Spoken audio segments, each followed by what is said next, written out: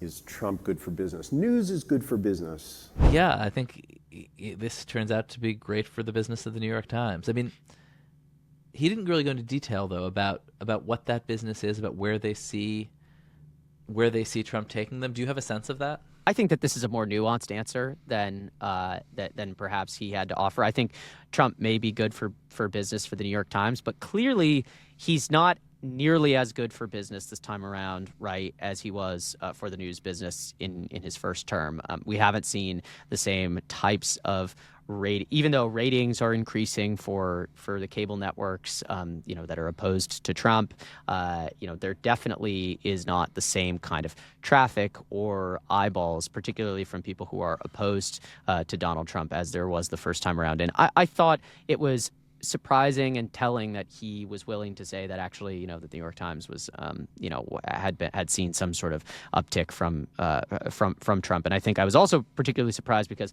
I think that the Times and other media organizations have really tried to make it clear, that both Trump and Democrats like to point out, that Trump is good for these media companies' business. For Trump, he says, oh, all these media companies, they're obsessed with covering me because I'm so good for them, and they, they get so much negative attention on me, basically generates business for them.